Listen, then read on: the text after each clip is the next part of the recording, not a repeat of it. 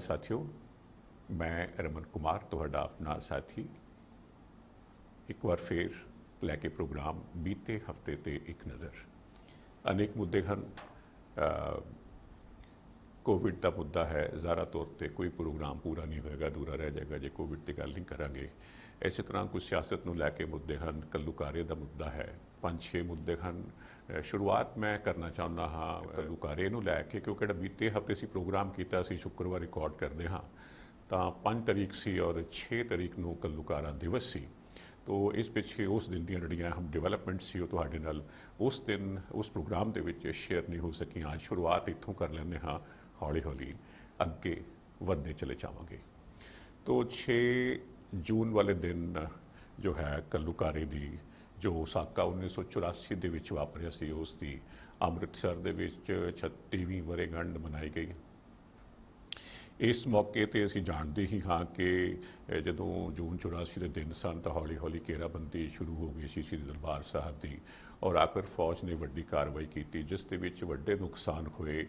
और ये गल भी जानते हाँ असीं कि सिख जद भी सिखां नूं, सिख कौम नूं जदों इस कल्लूकारे की याद आएगी, इन्हां दिनां की याद आएगी जून 84 की, तो उन्होंने जख्म जोड़े ने ताज़ा होंदे हैं। सिख हिरदे वलूंदरे गए सन इस वड्डी कार्रवाई के नाल। ये पंजाब के हालात इस मुकाम तक पहुँचण के कारण कोई भी खमोन जिम्मेदार कौन सी आपां इस गल दे विच नहीं जाना चाहांगे। बहुत पुरानी गल हो चुकी है, भावें जून के दिन आते हैं तो फिर ताज़ा हो जाती है। कोई कांग्रेस नूं जिम्मेदार ठहरांदा है, कोई अकालियां दी चुप्पी नूं जिम्मेदार ठहरांदा है, कोई खाड़कुआं दे सिर दोष मढ़दा है, पिंडरां वाले दा नाम लैंदा है, कुछ लोगों वास्ते पिंडरां वाले उन्हां दा नायक है। सो असीं एक गल तां ज़ाहिर तौर पर जानते हाँ कि उन्हां दिनां करके उन्हां सालां दे विच पंजाब दा नुकसान बहुत ज़्यादा होया। कोई धिर अजिही नहीं सी जिसका नुकसान ना होया होवे। किन्नियां जाई जानां गईयां, निर्दोष लोगों को बसां जो कढ़ के मारिया जांदा सी, अनेक सिख नौजवानों की मौत हुई, किन्ने ही पुलिस के लोग अफसरान और जवान जड़े हैं वो कार्रवाई दे विच उन्हां दीयां जानां जांदियां रहियां। सो एक वड्डा संताप सी, एक वड्डा दुखांत सी। जिहड़ी इस वार दी मैं गल करनी चाहुंदा हाँ वो ये है कि इस मौके ते कुछ एक लोगों वालों गर्म ख्यालियां वालों कवां की आखां, उन्होंने एक बार फिर खालिस्तान की आवाज़ बुलंद कर दी। और उस तो उपर जिहड़ी गल है वो ये कि अकाल तख्त साहब के जत्थेदार ज्ञानी हरप्रीत सिंह उन्होंने इसका समर्थन कर दिता। उन्होंने आख्या कि हर सिख चाहता है कि उन्होंने खालिस्तान मिले, जेकर सानू केंद्र सरकार ये खालिस्तान देती है तो असीं खिड़े मत्थे कबूल कर लवांगे। इहो गल शिरोमणी गुरुद्वारा प्रबंधक कमेटी के प्रधान गोबिंद सिंह लौंगोवाल होरां ने आख दी। उन्होंने अकाल तख्त साहब के जत्थेदार के नाल सहमति प्रगटा दी। हुण अज की इस तारीख दे विच अजिहियां गल्लां होणियां, खालिस्तान दीयां गल्लां होणियां, जिस करके पंजाब ने एड्डा वड्डा खून खराबा वेख्या है, ये अपने आप दे विच अनेक सवाल खड़े करता है। और ये सवाल खड़े किए अमृतसर तो 3 कांग्रेस के विधायकों ने। सीनियर विधायक हैं डॉक्टर राजकुमार वेरका होरी, इंद्रबीर बुलारिया है, सुनील दत्ती होरी ने, तिन्ने विधायक ने इन्होंने एक साझा बयान जारी किया है। और अकाली दल नूं, बादलों नूं, सुखबीर बादल नूं सवाल पाए हैं, भाई साहब ये जो बयान आए हैं अकाल तख्त साहब के जत्थेदार के SJPC के प्रधान के, तुहाडी इस बारे की प्रतिक्रिया है? तुसीं की आखना है इस बारे? वो आख रहे हैं कि सिखां दे नाल हमेशा सरकारां ने, सरकारां दा मतलब केंद्र सरकार तो भाव है ज़्यादतियां कीतियां, सिखां नाल हमेशा धरोह कमाया गया है। तुहाडी इस बारे की राय है? तुसीं की आखना है कि जिहड़ियां मंगां इन्हां ने रखियां हन सामने, जो अपनी ख्वाहिशात प्रगटाइयां हैं, कि तुसीं केंद्र सरकार तो इन्हां दी मंजूरी लैके दिओगे कि इन्हां ते इतराज़ जताओगे? तुसीं सरकार नूं कन्विंस करोगे कि जो मंगते पे इन्हों दिता जाए? इस पिछे खास तौर पर जरूरी है कि तुसीं इन्हां विधायकों का आखना है बादल होरां नूं केंद्र सरकार दे विच भाईवाल हो। हरसिमरत कौर बादल उत्थे मंत्री हैं। सो इन्हां गल्लां दे जवाब जिहड़े हैं ने उन्होंने मंगे हैं, एक सवाल खड़े करदियां होया। और इसी तरह जो है ने मनप्रीत, माफ़ी चाहूँगा, इस तरह जो अपना कांग्रेस के मैंबर पार्लीमेंट हैं, साबका ਮੁੱਖ ਮੰਤਰੀ ਜਿਹੜੇ ਜਿਨ੍ਹਾਂ ਦੀ ਹੱਤਿਆ ਕਰ ਦਿੱਤੀ ਗਈ ਸੀ ਬੇਅੰਤ ਸਿੰਘ ਹੋਰਾਂ ਦੀ, ਉਹਨਾਂ ਦੇ ਪੋਤੇ ਰਵਨੀਤ ਬਿੱਟੂ ਹੋਰੀ ਜਿਹੜੇ ਮੈਂਬਰ ਪਾਰਲੀਮੈਂਟ ਨੇ, ਉਹਨਾਂ ਨੇ ਵੀ ਅਜਿਹੇ ਹੀ ਸਵਾਲ ਪਾਏ ਹਨ। ਉਹਨਾਂ ਆਖਿਆ ਕਿ ਸੁਖਬੀਰ ਬਾਦਲ ਹੋਰੀ ਜੇਕਰ ਉਹਨਾਂ ਦੀਆਂ ਗੱਲਾਂ ਨਹੀਂ ਮੰਨੀਆਂ ਜਾਂਦੀਆਂ ਇਹਨਾਂ ਬਿਆਨਾਂ ਨੂੰ ਲੈ ਕੇ ਜਥੇਦਾਰ ਸਾਹਿਬ ਦੇ ਔਰ ਲੌਂਗੋਵਾਲ ਸਾਹਿਬ ਦੇ, ਇਹ ਬੀਜੇਪੀ ਦੇ ਨਾਲ ਆਪਣਾ ਨਾਤਾ ਤੋੜ ਲੈਣਗੇ। ਉਹਨਾਂ ਨੇ ਜਵਾਬ ਮੰਗੇ ਹਨ ਸਾਰੇ ਲੋਕਾਂ ਨੇ। ਔਰ ਇਸੇ ਤਰ੍ਹਾਂ ਭਗਵੰਤ ਮਾਨ ਹੋਣੀ ਜਿਹੜੇ ਆਮ ਆਦਮੀ ਪਾਰਟੀ ਦੇ ਵੱਡੇ ਆਗੂ ਹਨ, ਮੈਂਬਰ ਪਾਰਲੀਮੈਂਟ ਹਨ, ਉਹਨਾਂ ਨੇ ਵੀ ਇਹੋ ਹੀ ਗੱਲ ਆਖੀ ਹੈ। ਉਹਨਾਂ ਆਖਿਆ ਵੀ ਸੁਖਬੀਰ ਬਾਦਲ ਹੋਰਾਂ ਨੂੰ ਜਵਾਬ ਤਾਂ ਦੇਣਾ ਪਊਗਾ ਜਿਹੜੀ ਗੱਲਾਂ ਇਹਨਾਂ ਨੇ ਆਖੀਆਂ ਹਨ ਅੰਮ੍ਰਿਤਸਰ 'ਚੋਂ, ਕਿਉਂਕਿ ਉਹਨਾਂ ਦਾ ਆਖਣਾ ਹੈ ਭਗਵੰਤ ਮਾਨ ਹੋਰਾਂ ਦਾ ਕਿ ਅਕਾਲ ਤਖਤ ਸਾਹਿਬ ਦੇ ਜਥੇਦਾਰ ਔਰ SGPC ਦੇ ਪ੍ਰਧਾਨ ਕਿੰਨੇ ਬਣਨਾ ਹੈ, ਇਹਨਾਂ ਦੇ ਨਾਵਾਂ ਦੀਆਂ ਪਰਚੀਆਂ ਬਾਦਲਾਂ ਦੇ ਖੀਸੇ 'ਚੋਂ ਨਿਕਲਦੀਆਂ ਹਨ। ਸੋ ਜੀ ਇਹ ਹੈ ਮੁੱਦਾ, ਮੈਂ ਆਪ ਜੀ ਦੇ ਸਾਹਮਣੇ ਰੱਖ ਦਿੱਤਾ ਹੈ। ਉੱਥੇ ਉਸ ਦਿਨ ਦੀਆਂ ਕੁਝ ਗੱਲਾਂ ਤੇ ਉਸ ਤੋਂ ਬਾਅਦ ਕਾਂਗਰਸੀ ਆਗੂਆਂ ਦੇ ਪ੍ਰਤੀਕਰਮ। ਥੋੜੀ ਜਿਹੀ ਗੱਲ ਮੈਂ ਇੱਥੇ ਨਾਲ ਹੁਣ ਕਰਨੀ ਚਾਹਾਂਗਾ। ਬੁੱਧਵਾਰ ਦੀ ਗੱਲ ਹੈ, 9 ਜੂਨ ਦੀ ਗੱਲ ਹੈ। ਬਠਿੰਡਾ ਦੇ ਵਿੱਚ ਆਮ ਆਦਮੀ ਪਾਰਟੀ ਦੀਆਂ 2 ਵਿਧਾਇਕਾਂ ਜਿਹੜੀਆਂ ਹਨ, ਇਹ ਹਨ ਪ੍ਰੋਫੈਸਰ ਬਲਜਿੰਦਰ ਕੌਰ ਤੇ ਰੁਪਿੰਦਰ ਕੌਰ ਰੂਬੀ। ਇਹਨਾਂ ਨੇ ਵੀ ਸੁਖਬੀਰ ਬਾਦਲ ਹੋਰਾਂ ਤੇ ਤਿੱਖੇ ਹਮਲੇ ਕੀਤੇ ਨੇ। ਉਹ ਇਸ ਪਿੱਛੇ ਕਿਉਂਕਿ ਸੋਮਵਾਰ ਵਾਲੇ ਦਿਨ ਅਕਾਲੀ ਦਲ ਦੀ ਕੋਰ ਕਮੇਟੀ ਦੇ ਮੈਂਬਰਾਂ ਦਾ ਐਲਾਨ ਕੀਤਾ ਗਿਆ। ਫਿਰ ਹੁਣ ਵੀਰਵਾਰ ਜਿਹੜੀ ਅਕਾਲੀ ਦਲ ਨੇ ਆਪਣੇ ਅਹੁਦੇਦਾਰਾਂ ਦੀ ਨਵੀਂ ਸੂਚੀ ਜਾਰੀ ਕੀਤੀ ਹੈ। ਲੇਕਿਨ ਜਿਹੜੀ ਮੈਂ ਗੱਲ ਕਰ ਰਿਹਾ ਹਾਂ ਆਪ ਦੀਆਂ ਵਿਧਾਇਕਾਂ ਦੀ, ਉਹਨਾਂ ਨੇ ਆਖਿਆ ਹੈ ਕਿ ਕੋਰ ਕਮੇਟੀ ਦੇ ਵਿੱਚ ਸ਼੍ਰੋਮਣੀ ਗੁਰਦੁਆਰਾ ਅਕਾਲੀ ਦਲ ਦੀ ਕੋਰ ਕਮੇਟੀ ਦੇ ਵਿੱਚ ਸ਼੍ਰੋਮਣੀ ਗੁਰਦੁਆਰਾ ਪ੍ਰਬੰਧਕ ਕਮੇਟੀ ਦੇ ਪ੍ਰਧਾਨ ਗੋਬਿੰਦ ਸਿੰਘ ਲੌਂਗੋਵਾਲ ਹੋਰਾਂ ਨੂੰ ਵੀ ਸ਼ਾਮਲ ਕੀਤਾ ਗਿਆ ਹੈ। ਸੋ ਇੱਥੋਂ ਸਾਫ਼ ਜ਼ਾਹਰ ਹੁੰਦਾ ਹੈ ਕਿ ਸਿੱਖਾਂ ਦੇ ਧਾਰਮਿਕ ਜੋ ਅਸਥਾਨ ਹਨ, ਉਹਨਾਂ ਦੀ ਸਾਂਭ ਸੰਭਾਲ ਵਾਸਤੇ ਜਿਹੜੀ ਜਥੇਬੰਦੀ ਹੈ SGPC, ਉਹ ਇੱਕ ਆਜ਼ਾਦਾਨਾ ਇਹਦੀ ਹੈਸੀਅਤ ਨਹੀਂ ਹੈ। ਇਹਨਾਂ ਲੌਂਗੋਵਾਲ ਹੋਰਾਂ ਨੂੰ ਕੋਰ ਕਮੇਟੀ ਦੇ ਵਿੱਚ ਸ਼ਾਮਲ ਕਰਨ ਤੋਂ ਸਾਫ਼ ਹੋ ਗਿਆ ਹੈ ਕਿ SGPC ਬਾਦਲਾਂ ਦੇ ਅਧੀਨ, ਅਕਾਲੀ ਦਲ ਦੇ ਅਧੀਨ ਕੰਮ ਕਰਦੀ ਹੈ। ਇਹ ਉਹਨਾਂ ਦਾ ਇਤਰਾਜ਼ ਹੈ ਤੇ ਇਹ ਉਹਨਾਂ ਦਾ ਸੰਵਿਧਾਨ ਹੈ। ਉਹਨਾਂ ਆਖਿਆ ਕਿ ਮਾਮਲਾ ਸਿਰਫ ਜਿਹੜਾ ਹੈ ਸੰਵਿਧਾਨ ਦੀ ਉਲੰਘਣਾ ਦਾ ਹੀ ਨਹੀਂ ਹੈ, ਇਹ ਸਿੱਖਾਂ ਦੀ ਆਨ ਸ਼ਾਨ ਦਾ, ਸਿੱਖਾਂ ਦੇ ਮਾਣ ਦਾ ਵੀ ਪ੍ਰਸ਼ਨ ਹੈ।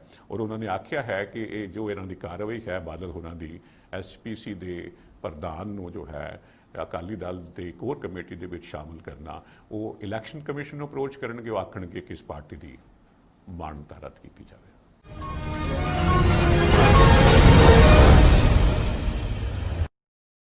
ਬੜੇ ਦਿਨ ਹੋ ਗਏ ਜੀ ਪ੍ਰੋਗਰਾਮ ਦੇ ਵਿੱਚ ਨਵਜੋਤ ਸਿੱਧੂ ਨੂੰ ਲੈ ਕੇ ਕੋਈ ਗੱਲ ਨਹੀਂ ਹੋਈ।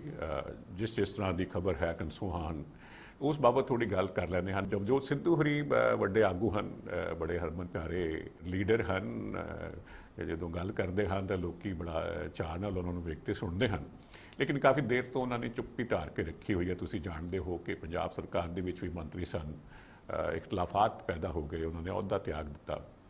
ਉਹਨੇ ਤਾਜ਼ਾ ਇਹ ਖਬਰ ਹੈ ਕਿ ਜਿਸ ਤਰ੍ਹਾਂ ਮੈਂ MLAs ਦਾ ਜ਼ਿਕਰ ਕੀਤਾ ਹੈ, ਇਸ ਤਰ੍ਹਾਂ ਹੀ 2 MLA ਜਿਹੜੇ ਅੰਮ੍ਰਿਤਸਰ ਤੋਂ ਹੈ ਨੇ, ਰਾਜਕੁਮਾਰ ਵੇਰਕਾ ਹੋਰੀ ਔਰ ਇੰਦਰਬੀਰ ਬੁਲਾਰੀਆ ਹੋਰੀ, ਮੁੱਖ ਮੰਤਰੀ ਹੋਰਾਂ ਨੇ ਹੋਰਨਾਂ ਵਿਧਾਇਕਾਂ ਨਾਲ ਵਿੱਚ ਮੀਟਿੰਗਾਂ ਕੀਤੀਆਂ ਨੇ ਤੇ ਪਿੱਛੇ ਇਹਨਾਂ ਨੂੰ ਬੁਲਾ ਕੇ ਰੱਖਿਆ ਹੋਇਆ ਸੀ। ਉਹਨਾਂ ਨੇ ਇਹ ਮੰਗਲਵਾਰ ਵਾਲੇ ਦਿਨ ਬੁਲਾਇਆ ਸੀ ਇਹਨਾਂ ਨੂੰ ਔਰ ਦੱਸਦੇ ਹਨ ਕਿ ਮੀਟਿੰਗ ਦੇ ਵਿੱਚ ਨਵਜੋਤ ਸਿੱਧੂ ਹੋਰਾਂ ਨੂੰ ਲੈ ਕੇ ਗੱਲਬਾਤ ਹੋਈ।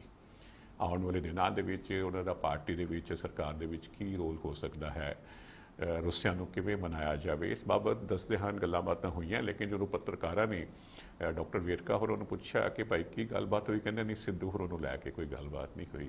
ਡਿਵੈਲਪਮੈਂਟ ਨੂੰ ਲੈ ਕੇ, ਉਹਨਾਂ ਦੇ ਹਲਕਿਆਂ ਨੂੰ ਲੈ ਕੇ, ਵਿਕਾਸ ਕੰਮਾਂ ਨੂੰ ਲੈ ਕੇ ਗੱਲਬਾਤ ਹੋਈ ਹੈ। ਪਰ ਨਾਲ ਫਿਰ ਉਹ ਇਹ ਵੀ ਆਖਦੇ ਹਨ ਕਿ ਜੋ ਨਵਜੋਤ ਸਿੱਧੂ ਹੋਰਾਂ ਦੀਆਂ ਸ਼ਿਕਾਇਤ ਨੇ, ਉਹਨਾਂ ਦਾ ਕੋਈ ਨਾ ਕੋਈ ਹੱਲ ਲੱਭਿਆ ਜਾਵੇਗਾ, ਉਹਨਾਂ ਨੂੰ ਮਨਾ ਲਿਆ ਜਾਵੇਗਾ।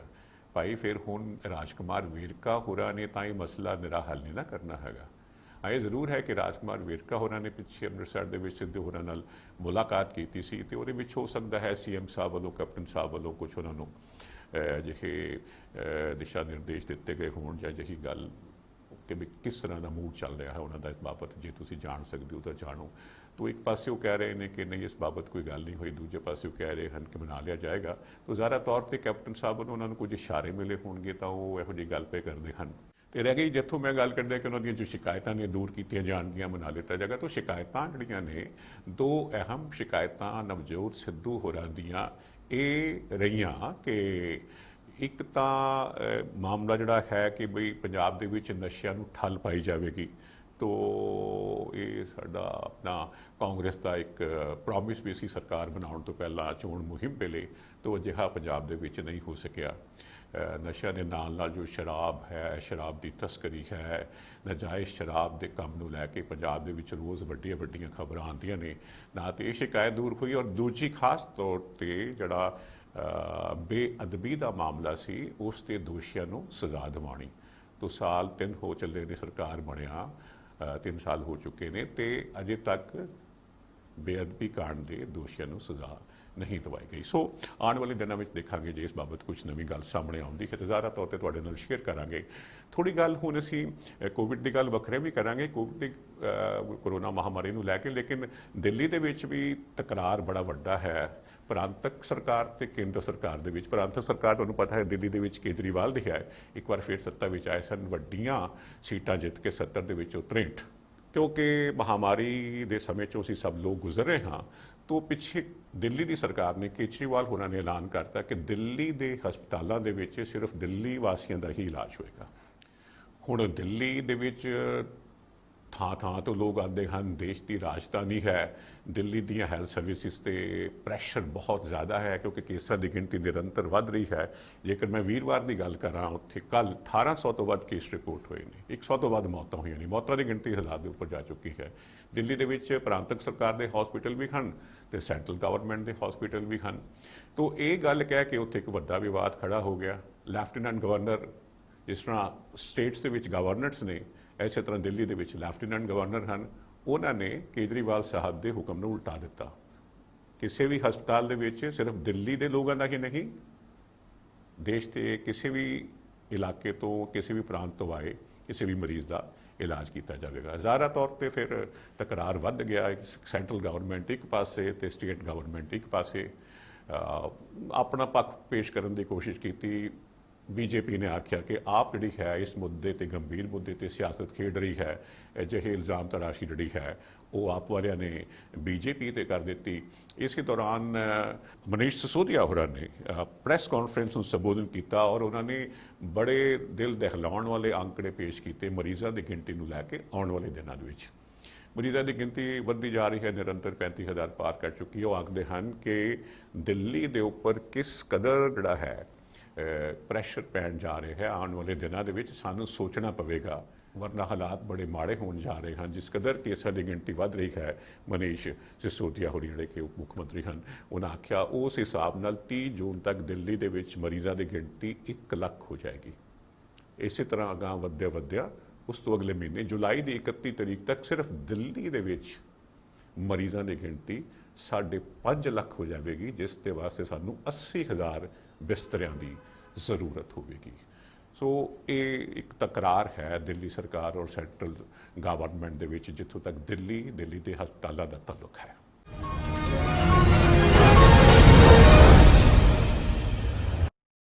ਸਿੱਧੂ ਮੂਸੇਵਾਲਾ ਖਬਰਾਂ 'ਚ ਰਹਿੰਦਾ ਹੈ ਜੀ। ਪਿੱਛੇ ਵੀ ਨਿਊਜ਼ ਦੇ ਵਿੱਚ ਸੀ, ਜਨਾਬ ਪੁਲਿਸ ਵਾਲੇ ਉਹਦੇ ਨਾਲ ਹਨ ਤਾਂ AK-47 ਤੋਂ ਕਿਸੇ ਰੇਂਜ ਤੇ ਫਾਇਰ ਕਰ ਰਿਹਾ ਹੈ। ਜਦੋਂ ਵੀਡੀਓ ਵਾਇਰਲ ਹੋਇਆ ਤਾਂ ਸਰਕਾਰ ਨੂੰ ਵੱਡੀ ਕਾਰਵਾਈ ਕਰਨੀ ਪਈ, DSP ਨੂੰ ਸਸਪੈਂਡ ਕੀਤਾ, ਹੋਰ ਪੁਲਿਸ ਵਾਲਿਆਂ ਨੂੰ ਪਰਚਾ ਦਰਜ ਹੋਇਆ, ਅਦਾਲਤ ਵਿੱਚ ਕੇਸ ਲੱਗਿਆ, ਵਾਰੰਟ ਜਿਹੜੇ ਹਨ ਉਹਦੀ ਗ੍ਰਿਫਤਾਰੀ ਦੇ ਜਾਰੀ ਹੋਏ। ਇੱਕ ਨਵੀਂ ਗੱਲ ਜਿਹੜੀ ਹੈ ਮੈਂ ਉਹ ਕਰਨ ਜਾ ਰਿਹਾ ਹਾਂ ਕਿ ਇੱਕ RTI ਐਕਟਿਵਿਸਟ, RTI ਸਾਡੇ ਇੱਥੇ ਹੈ ਜੀ ਰਾਈਟ ਟੂ ਇਨਫੋਰਮੇਸ਼ਨ ਦੇ ਤਹਿਤ ਤੁਸੀਂ ਸਰਕਾਰ ਕੋਲੋਂ ਕੋਈ ਵੀ ਜਾਣਕਾਰੀ ਲੈ ਸਕਦੇ ਹੋ। ਇਸ ਕੁਝ ਲੋਕ ਐਕਟਿਵ ਹੈਗੇ ਨੇ। ਤਾਂ ਇੱਕ ਅਜਿਹੇ ਐਕਟਿਵਿਸਟ ਨੇ, RTI ਦੇ ਇੱਕ ਅਜਿਹੇ ਕਾਰਕੁਨ ਨੇ ਪੰਜਾਬ ਦੇ ਮੁੱਖ ਮੰਤਰੀ ਕੈਪਟਨ ਅਮਰਿੰਦਰ ਸਿੰਘ ਹੋਰਾਂ ਨੂੰ ਖੱਤ ਲਿਖਿਆ ਹੈ ਜੀ, ਤੁਸੀਂ ਇੰਝ ਕਰੋ ਕਿ ਤੁਸੀਂ ਸਿੱਧੂ ਮੂਸੇਵਾਲਾ ਨੂੰ ਪੰਜਾਬ ਦਾ ਡਾਇਰੈਕਟਰ ਜਨਰਲ ਪੁਲਿਸ ਹੀ ਲਗਾ ਦਿਓ। ਕਿਉਂ ਅਜਿਹੀ ਮੰਗ ਕਿਉਂ ਕੀਤੀ? ਉਹ ਕਹਿੰਦੇ ਹਨ ਵੀ ਜਿੱਥੇ ਕਿਤੇ ਮੂਸੇਵਾਲਾ ਜਾਂਦਾ ਹੈ, ਪੰਜਾਬ ਪੁਲਿਸ ਦੇ ਅਫਸਰਾਨ ਜਵਾਨ ਉਹਦੀ ਬੜੀ ਆਓ ਭਗਤ ਕਰਦੇ ਹਨ।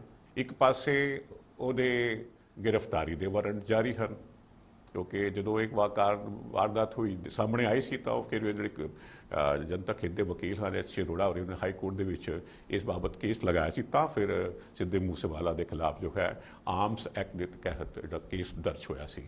ਤੋ ਇਹ ਭਾਈ ਸਾਹਿਬ ਆਖਦੇ ਹਨ ਕਿ ਜਿੱਥੇ ਕਿਤੇ ਵੀ ਜਾਂਦੇ ਹਨ ਪੰਜਾਬ ਪੁਲਿਸ ਦੇ ਮੁਲਾਜ਼ਮ ਅਫਸਰਾਨ ਇਹਨਾਂ ਦੀ ਆਓ ਭਗਤ ਕਰਦੇ ਹਨ।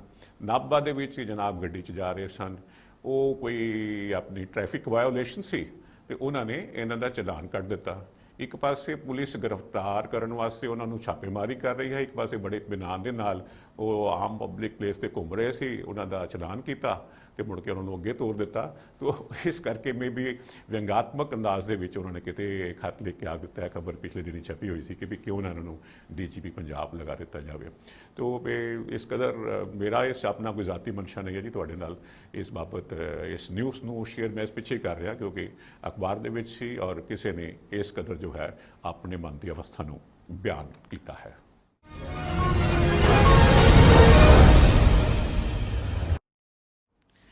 ਇਹ ਖਬਰ ਹੈ ਜੀ ਇਹੋ ਜਿਹੇ ਵੱਡੇ ਦਿਨਾਂ 'ਚ ਜਦੋਂ ਰੋਜ਼ ਅਨੇਕ ਮੌਤਾਂ ਮਹਾਮਾਰੀ ਕਰਕੇ ਹੋ ਰਹੀਆਂ ਹਨ, ਇਹੋ ਜਿਹੀ ਖਬਰਾਂ ਅੱਜ ਕੱਲ੍ਹ ਵਿੱਚ ਗਵਾਚ ਕੇ ਰਹਿ ਜਾਂਦੀਆਂ ਹਨ, ਲੇਕਿਨ ਅਜਿਹੀ ਖਬਰ ਜੋ ਹੈ ਸ਼ੇਅਰ ਕਰਨੀ ਬੜੀ ਜ਼ਰੂਰੀ ਹੈ। ਇਹ ਮਨੁੱਖੀ ਮਨ ਦਾ ਕੈਸਾ ਵਰਤਾਰਾ ਹੈ ਕਿ ਆਪਣੇ ਹੱਥੀਂ ਇਨਸਾਨ ਕੈਸੇ ਕੈਸੇ ਕਾਰਜ ਅੰਜਾਮ ਦੇ ਸਕਦਾ ਹੈ। ਜਲੰਧਰ ਜ਼ਿਲ੍ਹੇ ਦਾ ਸਬ ਡਿਵੀਜ਼ਨ ਸ਼ਾਹਕੋਟ ਹੈ ਔਰ ਸ਼ਾਹਕੋਟ ਦਾ ਪਿੰਡ ਹੈ ਸੋਲ ਖੁਰਦ। ਸੋਮਵਾਰ ਦੀ ਰਾਤ ਨੂੰ ਇੱਥੇ ਇੱਕ ਮਾਂ ਨੇ ਆਪਣੇ ਬੇਟੇ ਦਾ ਇਸ ਪਿੱਛੇ ਕਤਲ ਕਰ ਦਿੱਤਾ। ਮਾਂ ਦੀ ਉਮਰ 30 ਸਾਲ ਹੈ, ਬੇਟਾ ਮਾਸੂਮ ਸਿਰਫ 6 ਸਾਲ ਦਾ। ਸਿਰਫ ਇਸ ਪਿੱਛੇ ਕਤਲ ਕਰ ਦਿੱਤਾ ਕਿ ਉਹ ਬੇਟਾ ਮਾਂ ਨੂੰ ਘੱਟ ਤੇ ਦਾਦਾ ਦਾਦੀ ਨੂੰ ਜ਼ਿਆਦਾ ਪਿਆਰ ਕਰਦਾ ਹੈ, ਮਾਂ ਦੇ ਨਾਲ ਘੱਟ ਤੇ ਦਾਦਾ ਦਾਦੀ ਦੇ ਨਾਲ ਜ਼ਿਆਦਾ ਸਮਾਂ ਗੁਜ਼ਾਰਦਾ ਹੈ। ਘਰ ਵਾਲਾ ਇਸ ਔਰਤ ਦਾ ਜਿਸ ਦਾ ਨਾਂ ਹੈ ਕੁਲਵਿੰਦਰ ਕੌਰ, ਬੇਟੇ ਦਾ ਨਾਂ ਹੈ ਅਰਸ਼ਪ੍ਰੀਤ। ਉਹ ਮੈਂ ਜਿਵੇਂ ਦੱਸਿਆ ਹੈ ਕਿ ਮਾਂ 30 ਸਾਲ ਦੀ ਹੈ, ਬੇਟਾ 6 ਸਾਲ ਦਾ ਹੈ। ਘਰ ਵਾਲਾ ਕੁਝ ਅਰਸੇ ਤੋਂ ਇਟਲੀ ਦੇ ਵਿੱਚ ਕੰਮ ਕਰਦਾ ਹੈ ਤੇ ਦਾਦਾ ਦਾਦੀ ਬੱਚੇ ਦਾ ਮਾਂ ਇਹ 4 ਲੋਕ ਘਰ 'ਚ ਰਹਿੰਦੇ ਸੀ। ਤੋ ਸੋਮਵਾਰ ਵਾਲੇ ਦਿਨ ਬੱਚੇ ਨੇ ਰਾਤ ਨੂੰ ਖਾਣਾ ਖਾਧਾ, ਜਿੱਦਾਂ ਬੱਚੇ ਦਾ ਚਾਹ ਹੁੰਦਾ ਹੋਏਗਾ ਭੱਜ ਕੇ ਉਹ ਦਾਦਾ ਦਾਦੀ ਦੇ ਕਮਰੇ ਚਲਾ ਗਿਆ। ਮਾਂ ਨੂੰ ਫਿਰ ਇੱਕ ਵਾਰ ਗੁੱਸਾ ਚੜਿਆ ਰਿਹਾ ਨਹੀਂ ਗਿਆ, ਖਿੱਚ ਕੇ ਲਿਆਈ ਕਮਰੇ ਦੇ ਵਿੱਚ, ਜੋ 2 ਵਾਰ ਚਾਕੂ ਨਾਲ ਵਾਰ ਕੀਤਾ। ਬੱਚੇ ਨੇ ਚੀਕਾਂ ਮਾਰੀਆਂ, ਦਾਦਾ ਦਾਦੀ ਭੱਜੇ ਆਏ, ਦੇਖਿਆ ਤੇ ਉਹ ਖੂਨ ਦੇ ਵਿੱਚ ਭਿੱਜਿਆ ਪਿਆ ਸੀ, ਖੂਨ ਨਾਲ ਲੱਥਪੱਥ ਸੀ। ਉਹ ਬੱਚੇ ਨੂੰ ਚੁੱਕ ਕੇ ਹਸਪਤਾਲ ਲੈ ਗਏ। ਉੱਥੇ ਜਾ ਕੇ ਡਾਕਟਰ ਨੇ ਦੱਸਿਆ ਕਿ ਬੱਚਾ ਤਾਂ ਮਰ ਚੁੱਕਿਆ ਹੋਇਆ ਹੈ। ਇਸ ਵਾਰਦਾਤ ਤੋਂ ਬਾਅਦ ਜਿਹੜੀ ਔਰਤ ਹੈ ਉਹ ਆਪਣੇ ਘਰ ਦੀ ਦੂਜੀ ਛੱਤ 'ਤੇ ਜਾਂਦੀ ਹੈ ਔਰ ਉੱਥੋਂ ਛਾਲ ਮਾਰ ਦਿੰਦੀ ਹੈ। ਪੂਰੀ ਜਾਨ ਨਹੀਂ ਜਾਂਦੀ, ਜਾਨ ਬਚ ਜਾਂਦੀ ਹੈ। ਹਸਪਤਾਲ ਵਿੱਚ ਇਹ ਔਰਤ ਜੋ ਹੈ ਇਹ ਜ਼ੇਰੇ ਇਲਾਜ ਹੈ। ਸੋ ਸਵਾਲ ਇਹ ਹੈ ਕਿ ਕੀ ਹੈ ਅਜਿਹਾ ਜੋ ਮਨੁੱਖੀ ਮਨ ਦੇ ਵਿੱਚ ਵਾਪਰਦਾ ਹੈ ਜੋ ਉਸ ਨੂੰ ਅਜਿਹੇ ਕਾਰੇ ਕਰਨ ਲਈ ਮਜਬੂਰ ਕਰਦਾ ਹੈ। ਇਹ ਕੈਸਾ ਸਾੜਾ ਹੈ, ਇਹ ਕੈਸੀ ਈਰਖਾ ਹੈ, ਇਹ ਕੈਸਾ ਕ੍ਰੋਧ ਹੈ, ਇੱਕ ਕੈਸੀ ਨਫ਼ਰਤ ਹੈ ਕਿ ਤੁਸੀਂ ਆਪਣੇ ਹੀ ਮਾਸੂਮ ਬੱਚੇ ਦੇ ਨਾਲ ਇਸ ਹੱਦ ਤੱਕ ਜਾ ਸਕਦੇ ਹੋ ਕਿ ਉਸ ਦੀ ਜਾਨ ਲੈ ਲਵੋ। ਇਹ ਇੱਕ ਪਲਛਿੰਦ ਦੀ ਗੱਲ ਸੀ ਕਿ ਮਹੀਨਿਆਂ ਬੱਧੀ ਮਨ ਦੇ ਵਿੱਚ ਕੁਝ ਚੱਲ ਰਿਹਾ ਸੀ। ਜੋ ਕੁਝ ਵੀ ਕਹਿ ਲਈਏ, ਕਿਸ ਤਰ੍ਹਾਂ ਅਸੀਂ ਅਜਿਹੀ ਗੱਲ ਨੂੰ ਕਿਸ ਨਜ਼ਰ ਦੇ ਨਾਲ ਵੇਖਾਂਗੇ, ਆਪਣੇ ਆਪ ਦੇ ਵਿੱਚ ਇੱਕ ਸਵਾਲ ਹੈ।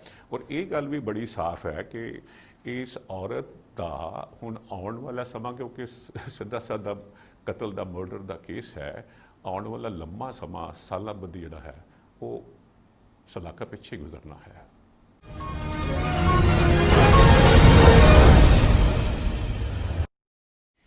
ਕੋਵਿਡ-19 ਦੀ ਗੱਲ ਕਰਦੇ ਹਾਂ ਜੀ, ਕੋਰੋਨਾ ਵਾਇਰਸ ਮਹਾਮਾਰੀ ਦੀ ਗੱਲ ਕਰਦੇ ਹਾਂ।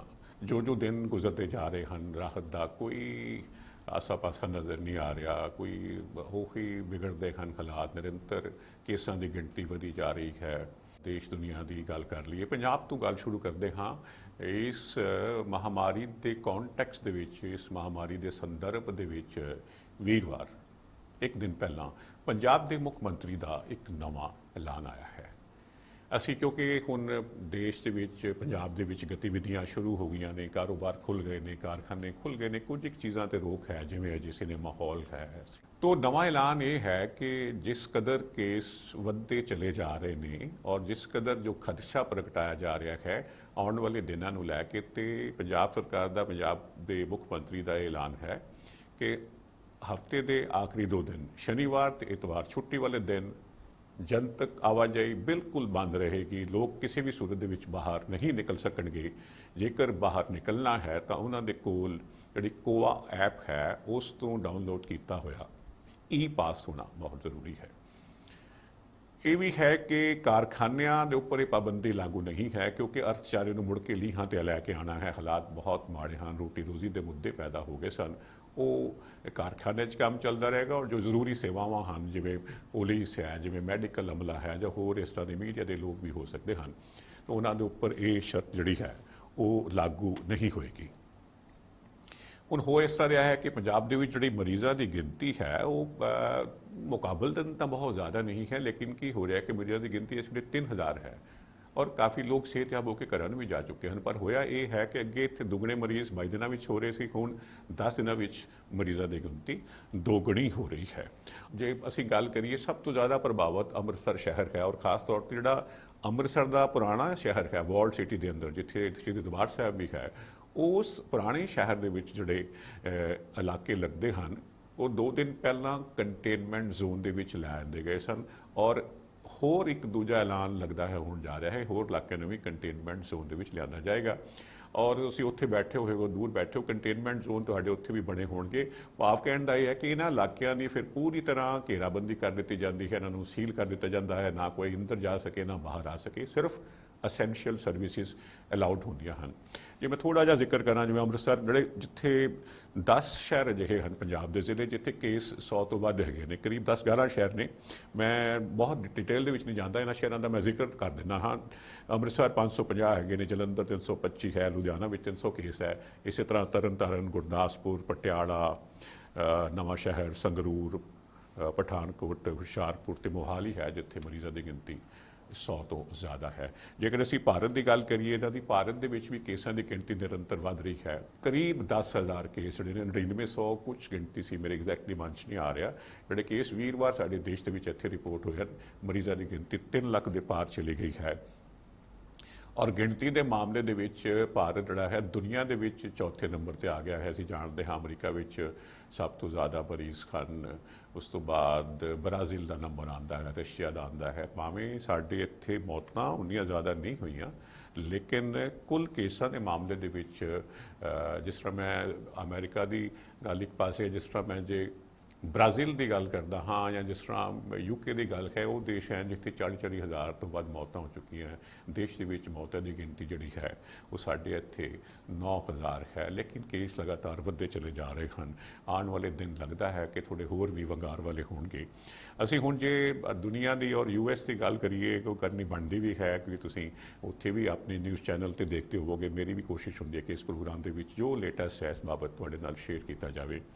ਤਾਂ ਦੁਨੀਆ ਦੇ ਵਿੱਚ ਕਰੀਬ 76 ਲੱਖ ਨੂੰ ਗਿਣਤੀ ਪਾਰ ਕਰ ਗਈ ਹੈ ਮਰੀਜ਼ਾਂ ਦੀ ਔਰ ਮੌਤਾਂ ਵੀ 4,25,000 ਤੋਂ ਜ਼ਿਆਦਾ ਹੋ ਚੁੱਕੀਆਂ ਹਨ। ਔਰ ਅਮਰੀਕਾ ਦੇ ਉੱਪਰ ਇਸ ਮਰਜ਼ ਦੀ ਮਾਰ ਬਹੁਤ ਜ਼ਿਆਦਾ ਹੈ, 21 ਲੱਖ ਦੇ ਲਾਗੇ ਮਰੀਜ਼ ਹਨ ਔਰ ਮੌਤਾਂ ਦੀ ਗਿਣਤੀ ਜਦ ਤੱਕ ਮੈਂ ਪ੍ਰੋਗਰਾਮ ਰਿਕਾਰਡ ਕਰ ਰਿਹਾ ਇਸ ਵੇਲੇ 1,16,000 ਦੇ ਆਸ-ਪਾਸ ਹੈ। 800 ਤੋਂ ਲੈ ਕੇ 1000 ਮੌਤਾਂ ਕਿੰਨੇ ਹੀ ਦਿਨਾਂ ਤੋਂ ਅਸੀਂ ਵੇਖਦੇ ਆ ਰਹੇ ਹਾਂ, ਰਿਪੋਰਟ ਹੁੰਦੀਆਂ ਹਨ ਰੋਜ਼। ਔਰ ਅਗਲਾ ਦ੍ਰਿਸ਼ ਵੀ ਜਿਹੜਾ ਹੈ ਉਹ ਵੀ ਥੋੜ੍ਹਾ ਜਿਹਾ ਲੂ ਕੰਡੇ ਖੜੇ ਕਰਦਾ ਹੈ। ਹਾਰਵਰਡ ਦੇ ਫਿਜ਼ੀਸ਼ੀਅਨ ਹਨ ਆਸ਼ੀਸ਼ ਝਾ, ਉਹ CNN ਜਿਹੜਾ ਆਪਣਾ US ਦਾ ਚੈਨਲ ਹੈ ਉਹਨਾਂ ਨਾਲ ਗੱਲ ਕਰ ਰਹੇ ਸਨ ਔਰ ਉਹ ਆਖ ਰਹੇ ਸਨ ਕਿ ਜਿਵੇਂ ਲੱਗਦਾ ਪਿਆ ਹੈ ਤੇ ਆਉਣ ਵਾਲੇ ਦਿਨਾਂ ਦੇ ਵਿੱਚ ਗਿਣਤੀ ਹੋਰ ਵਧਣੀ ਹੈ। ਮਹੀਨੇ ਦੇ ਵਿੱਚ ਕਰੀਬ 25,000 ਹੋਰ ਮੌਤਾਂ ਦਾ ਉਹ ਅੰਦਾਜ਼ਾ ਲਗਾ ਰਹੇ ਹਨ ਤੇ ਆਖਦੇ ਹਨ ਕਿ ਜੇਕਰ ਅਸੀਂ ਜਿੱਦਾਂ ਚੱਲਦੇ ਪਏ ਹਾਂ, ਇਹਤਿਆਤ ਵਰਤ ਕੇ ਵੀ ਚੱਲਦੇ ਰਹੀਏ, ਤਾਂ ਉਸ ਦੇ ਬਾਵਜੂਦ ਸਤੰਬਰ ਦੇ ਅਖੀਰ ਤੱਕ ਅਮਰੀਕਾ ਦੇ ਵਿੱਚ ਮਰਨ ਵਾਲਿਆਂ ਦੀ ਗਿਣਤੀ 2 ਲੱਖ ਹੋ ਜਾਵੇਗੀ। ਔਰ ਇਹ ਵੀ ਗੱਲ ਨਾਲ ਹੈ ਕਿ ਸਤੰਬਰ ਦੇ ਨਾਲ ਕੋਈ ਇਸ ਮਰਜ਼ ਨੇ ਖਤਮ ਨਹੀਂ ਹੋ ਜਾਣਾ ਹੈ। ਸੋ ਅਜਿਹੇ ਹੌਲਨਾਕ ਦ੍ਰਿਸ਼ ਹਨ ਜੀ ਇਸ ਮਰਜ਼ ਨੂੰ ਲੈ ਕੇ। ਕਿਸ ਤਰ੍ਹਾਂ ਕੀਤਾ ਜਾਵੇ, ਕੀ ਆਸ ਕੀਤੀ ਜਾਵੇ, ਕੀ ਦੁਆ ਕੀਤੀ ਜਾਵੇ, ਕਿਉਂਕਿ ਜਿੰਨੀ ਮੈਡੀਕਲ ਸਾਇੰਸ ਹੈ ਉਹ ਸਾਰੀ ਆਪਣੀ ਪੂਰੀ ਵਾਹ ਲਾ ਰਹੀ ਹੈ, ਲੇਕਿਨ ਜਦੋਂ ਦਵਾਈ ਕੋਈ ਹੈ ਨਹੀਂ, ਇਹਦੀ ਵੈਕਸੀਨ ਅਜੇ ਤਿਆਰ ਨਹੀਂ ਹੋਈ। ਮਾਰਚ ਦੇ ਵਿੱਚ ਦੁਨੀਆ ਦੇ ਵਿੱਚ ਰੌਲਾ ਪਿਆ, 3 ਮਹੀਨੇ ਪਹਿਲਾ ਕੇਸ ਵੁਹਾਨ ਚੰਡੀਗੜ੍ਹ 'ਚ ਆਇਆ ਸੀ। ਜੇਕਰ ਵੈਕਸੀਨ ਬਣਾਉਣੀ ਹੋਵੇ ਇਹਦਾ ਇੱਕ ਬਹੁਤ ਲੰਬੇ ਸਮੇਂ ਦਾ ਪੀਰੀਅਡ ਹੁੰਦਾ ਹੈ। ਅਜੇ ਵੀ ਇਹੋ ਹੀ ਦੱਸਿਆ ਜਾ ਰਿਹਾ ਹੈ ਕਿ ਜੇ ਕੋਈ ਵੈਕਸੀਨ ਆਉਣੀ ਵੀ ਹੈ ਤਾਂ ਘੱਟੋ ਘੱਟ ਇਸ ਸਾਲ ਦੇ ਅਖੀਰ ਤੱਕ ਮਸਾਂ ਜਾ ਕੇ ਆਵੇਗੀ।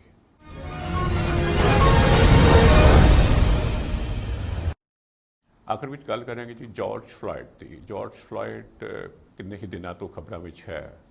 25 ਮਈ ਵਾਲੇ ਦਿਨ ਮਿਨੀਐਪੋਲਿਸ ਦੇ ਵਿੱਚ, ਮਿਨੀਸੋਟਾ ਦੇ ਇਸ ਵੱਡੇ ਸ਼ਹਿਰ ਦੇ ਵਿੱਚ ਸਾਨੂੰ ਸਾਰਿਆਂ ਨੂੰ ਪਤਾ ਹੈ ਕਿ ਉਸ ਦੀ ਇੱਕ ਵਾਈਟ ਆਫੀਸਰ ਨੇ ਜਾਨ ਹੀ ਲੈ ਲਈ ਸੀ। ਨਿੱਕਾ ਜਿਹਾ ਉਹਦੇ 'ਤੇ $20 ਦੇ ਜਾਲੀ ਕਰੰਸੀ ਨੋਟ ਦਾ ਦੋਸ਼ ਸੀ ਔਰ ਕਰੀਬ 9 ਮਿੰਟ ਉਹਨੂੰ ਪੁੱਠਿਆਂ ਜ਼ਮੀਨ 'ਤੇ ਪਾ ਕੇ ਧੌਣ ਦੇ ਉੱਪਰ ਗੋਡਾ ਦੇ ਕੇ ਉਹਦੇ ਸਾਰੇ ਸਾਹ ਖੋਲੇ ਔਰ ਉਹਦੀ ਮੌਤ ਹੋ ਗਈ। ਔਰ ਉਸ ਤੋਂ ਬਾਅਦ ਇੱਕ ਵੱਡੇ ਵਿਆਪਕ ਅੰਦੋਲਨ ਦਾ ਰੂਪ ਲੈ ਗਈ ਉਸ ਦੀ ਇਹ ਮੌਤ, ਉਸ ਦਾ ਇਹ ਕਤਲ ਦੇਸ਼ ਅਮਰੀਕਾ ਵਿੱਚ, ਦੁਨੀਆ ਵਿੱਚ। ਆਖਰ ਮੰਗਲਵਾਰ ਵਾਲੇ ਦਿਨ 9 ਜੂਨ ਵਾਲੇ ਦਿਨ ਹਿਊਸਟਨ ਦੇ ਵਿੱਚ, ਹਿਊਸਟਨ ਦੇ ਉਸ ਕਬਰਸਤਾਨ ਦੇ ਵਿੱਚ ਜਿੱਥੇ ਉਸ ਦੀ ਮਾਂ ਨੂੰ ਦਫਨਾਇਆ ਗਿਆ ਹੈ, ਉਸ ਦੇ ਨਾਲ ਉਸ ਨੂੰ ਦਫਨਾ ਦਿੱਤਾ ਗਿਆ। ਇਸ ਮੌਕੇ ਤੇ ਹਿਊਸਟਨ ਦੇ ਵਿੱਚ ਸ਼ਹਿਰੀ ਹੱਕਾਂ ਬਾਰੇ ਵੱਡੇ ਕਾਰਕੁਨ ਜਿਹੜੇ ਨੇ, ਸ਼ਾਪਟਨ, ਉਹ ਮੌਜੂਦ ਸਨ। ਉਹਨਾਂ ਨੇ ਆਖਿਆ ਕਿ ਫਲੋਇਡ ਦੀ ਮੌਤ ਦੁਨੀਆ ਭਰ ਵਿੱਚ ਨਸਲੀ ਵਿਤਕਰੇ ਖਿਲਾਫ ਅੰਦੋਲਨ ਨੂੰ ਸਿਰੇ ਲਾਉਣ ਲਈ, ਅੰਦੋਲਨ ਨੂੰ ਅੰਜਾਮ ਤੱਕ ਪਹੁੰਚਾਉਣ ਲਈ ਇੱਕ ਵੱਡਾ ਰੋਲ ਅਦਾ ਕਰੇਗੀ। ਇਸ ਮੌਕੇ ਤੇ ਇਹ ਵੀ ਐਲਾਨ ਕੀਤਾ ਗਿਆ ਕਿ ਜਿਹੜੀ ਅਸੀਂ ਜਾਣਦੇ ਹਾਂ ਮਾਰਟਿਨ ਲੂਥਰ ਕਿੰਗ ਜੂਨੀਅਰ, ਜਿਨ੍ਹਾਂ ਨੇ ਕਾਲਿਆਂ ਵਾਸਤੇ, ਸਿਆਫਾਮ ਲੋਕਾਂ ਵਾਸਤੇ ਬਹੁਤ ਵੱਡਾ ਆਪਣੀ ਜ਼ਿੰਦਗੀ ਲਾਤੀ, ਵੱਡਾ ਰੋਲ ਅਦਾ ਕੀਤਾ। ਉਹਨਾਂ ਨੇ 1963 ਦੇ ਵਿੱਚ ਇੱਕ ਸਪੀਚ ਦਿੱਤੀ ਸੀ, ਆਈ ਹੈਵ ਅ ਡ੍ਰੀਮ, ਮੇਰਾ ਇੱਕ ਸੁਪਨਾ ਹੈ, ਮੇਰਾ ਇੱਕ ख्वाब ਹੈ। तो ਇਹਦੀ ਵਰ੍ਹੇਗੰਢ ਹਰ ਸਾਲ ਮਨਾਈ ਜਾਂਦੀ ਹੈ। तो ਇਸ ਮੌਕੇ ਤੇ ਇਹ ਐਲਾਨ ਕੀਤਾ ਗਿਆ ਕਿ 28 ਅਗਸਤ ਵਾਲੇ ਦਿਨ ਵਾਸ਼ਿੰਗਟਨ ਦੇ ਵਿੱਚ ਇਸ ਭਾਸ਼ਣ ਦੀ 57ਵੀਂ ਵਰ੍ਹੇਗੰਢ ਦੇ ਸਮਾਗਮਾਂ ਦੀ ਰਹਿਨੁਮਾਈ ਫਲੋਇਡ ਫੈਮਿਲੀ, ਫਲੋਇਡ ਪਰਿਵਾਰ ਕਰੇਗਾ।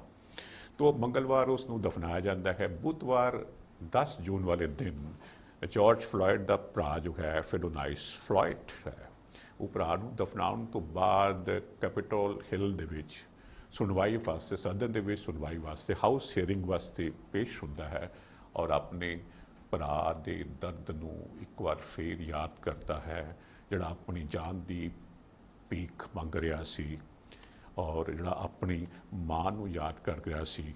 ਉਹਨਾਂ ਆਖਿਆ ਕਿ ਮੇਰੀ ਇੱਕੋ ਹੀ ਦਰਖਾਸਤ ਹੈ, ਮੇਰੀ ਇੱਕੋ ਮੰਗ ਹੈ, ਬਹੁਤ ਹੋ ਗਿਆ, ਬਸ ਕਰੋ ਹੁਣ, ਇਹ ਨਸਲੀ ਵਿਤਕਰਾ ਮੁੱਕਣਾ ਚਾਹੀਦਾ ਹੈ। ਔਰ ਮਤਲਬ ਤਕਲੀਫ ਦੀ ਗੱਲ ਇਹ ਹੈ ਕਿ ਉਸਨੇ ਆਖਿਆ ਕਿ ਸਿਰਫ ਕੇਸ ਕੀ ਸੀ, $20 ਦਾ ਕੇਸ ਸੀ, ਇਹੋ ਹੀ ਇਲਜ਼ਾਮ ਸੀ ਉਹਦੇ ਵਿੱਚ। 2020 ਦਾ ਵਰ੍ਹਾ ਹੈ ਔਰ ਇਸ ਸਾਲ 2020 ਦੇ ਵਿੱਚ ਇੱਕ ਬਲੈਕ ਦੀ, ਇੱਕ ਸਿਆਫਾਮ ਸ਼ਖਸ ਦੀ ਜ਼ਿੰਦਗੀ ਦੀ ਕੀਮਤ ਨਿਰੇ ਮਾਤਰ ਸਿਰਫ $20 ਹੈ। ਸੋ ਇੱਕ ਬੜੇ ਵੱਡੇ ਸਵਾਲ ਹਨ ਦੇਸ਼ ਦੁਨੀਆ ਵਾਸਤੇ। ਔਰ ਇਹ ਵੀ ਗੱਲ ਅਸੀਂ ਜਾਣਦੇ ਹਾਂ ਕਿ ਅਜੇ ਵੀ ਅਮਰੀਕਾ ਦੇ ਵੱਖ-ਵੱਖ ਸ਼ਹਿਰਾਂ ਦੇ ਵਿੱਚ, ਦੁਨੀਆ ਦੇ ਵੱਖ-ਵੱਖ ਦੇਸ਼ਾਂ ਦੇ ਵਿੱਚ ਨਸਲੀ ਵਿਤਕਰੇ ਦੇ ਖਿਲਾਫ, ਖਾਸ ਤੌਰ ਤੇ ਜਾਰਜ ਫਲੋਇਡ ਦੀ ਜਾਨ ਜਾਣ ਤੋਂ ਬਾਅਦ ਵੱਡੇ ਪੱਧਰ ਤੇ ਅੰਦੋਲਨ ਚੱਲ ਰਹੇ ਹਨ। ਸੋ ਜੀ ਅੱਜ ਪ੍ਰੋਗਰਾਮ ਦੇ ਵਿੱਚ ਅਨੇਕ ਮੁੱਦੇ ਮੈਂ ਆਪ ਜੀ ਦੇ ਨਾਲ ਸ਼ੇਅਰ ਕਰ ਲਏ ਹਨ। ਪ੍ਰੋਗਰਾਮ ਲੰਮਾ ਵੀ ਹੋ ਗਿਆ ਹੈ ਤੇ ਮੇਰੇ ਵੱਲੋਂ ਪੂਰਾ ਵੀ ਹੋ ਗਿਆ ਹੈ। ਆਸ ਕਰਦਾ ਹਾਂ ਪੇਸ਼ਕਾਰੀ ਕਬੂਲ ਕਰੋਗੇ। ਅਗਲੇ ਹਫ਼ਤੇ ਫਿਰ ਮਿਲਣਾ ਹੈ। ਅਗਲੇ ਹਫ਼ਤੇ ਮੈਨੂੰ ਰਮਨ ਕੁਮਾਰ ਨੂੰ ਇਜਾਜ਼ਤ ਦਿਓ। ਸ਼ੁਕਰੀਆ ਆਪ ਜੀ ਦਾ।